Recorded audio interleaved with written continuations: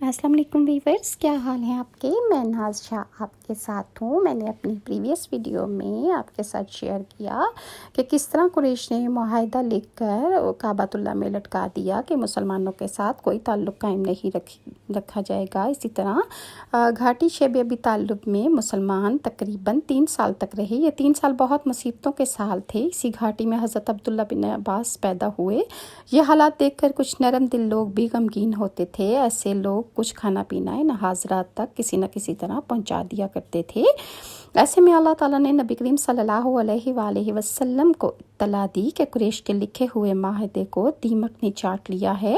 معاہدے کے الفاظ میں سوائے اللہ کے نام کے اور کچھ باقی نہیں بچا۔ حضرت صلی اللہ علیہ وآلہ وسلم سے یہ بات ابو طالب کو بتائی۔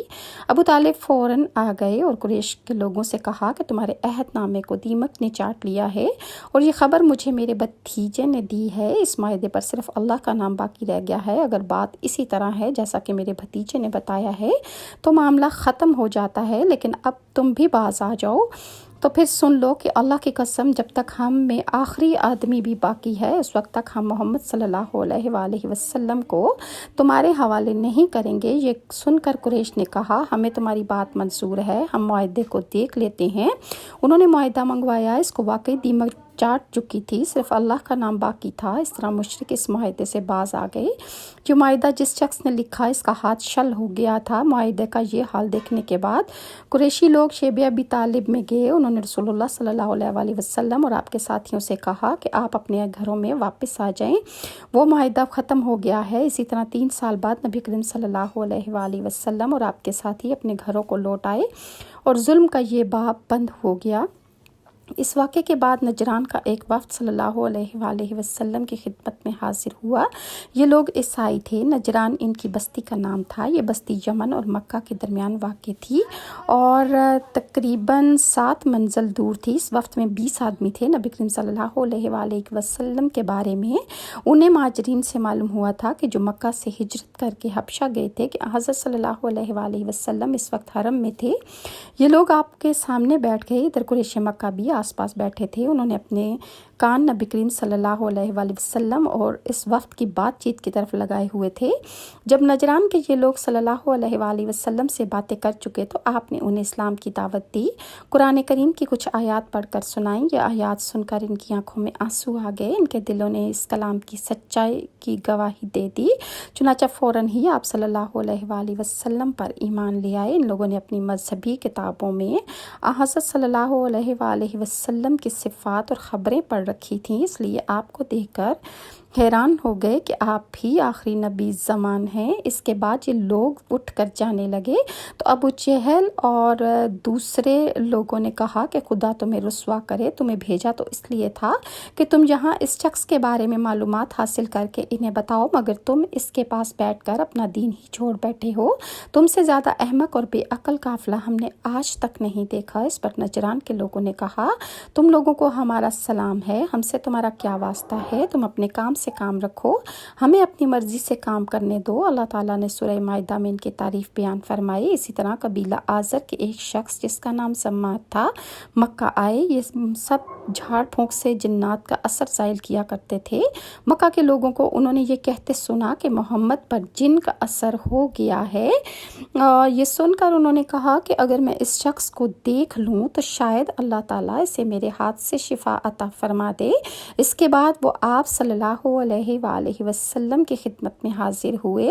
ان کا بیان ہے کہ میں نے آپ سے کہا کہ اے محمد میں جھاڑ پھونک سے علاج کرتا ہوں۔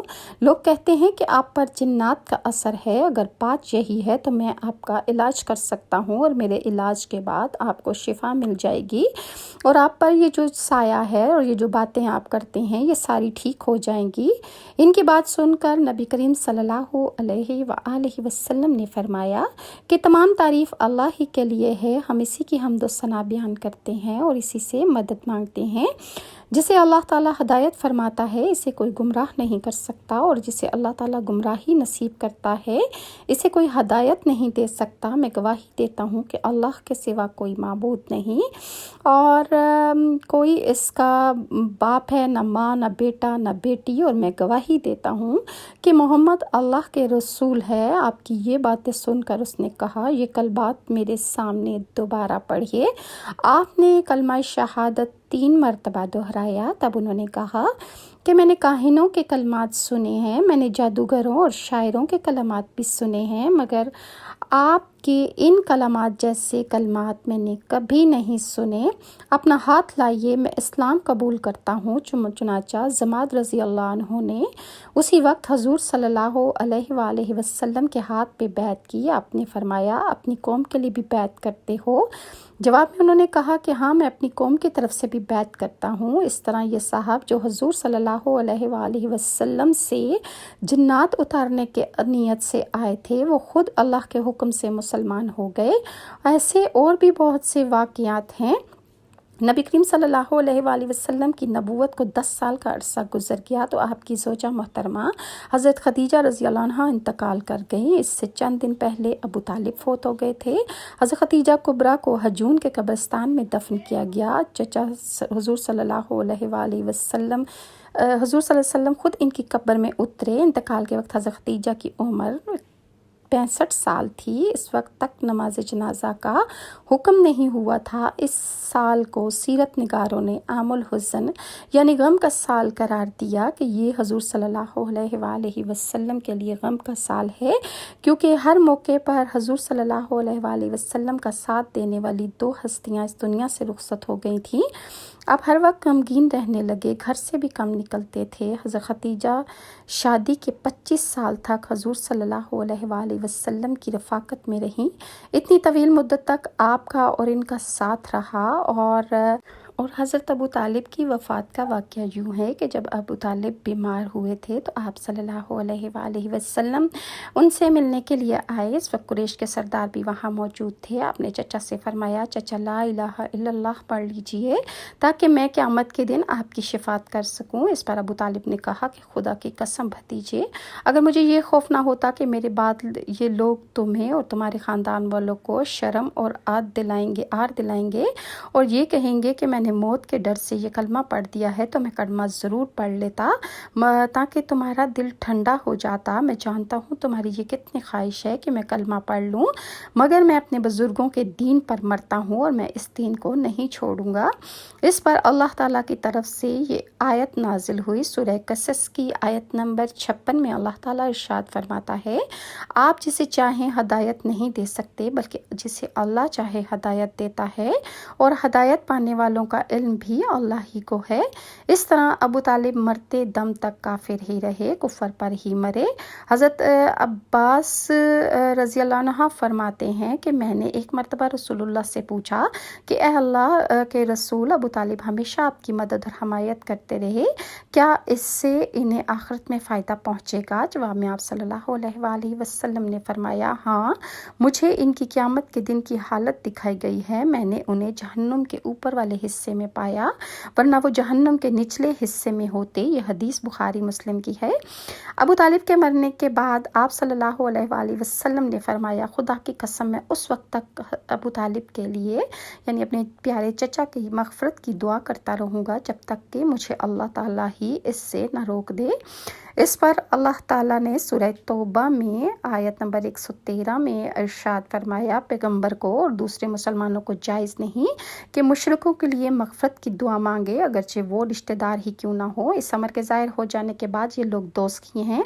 اس سے بھی یہ بھی ثابت ہوا کہ ابو طالب ایمان پر نہیں وفات پائی۔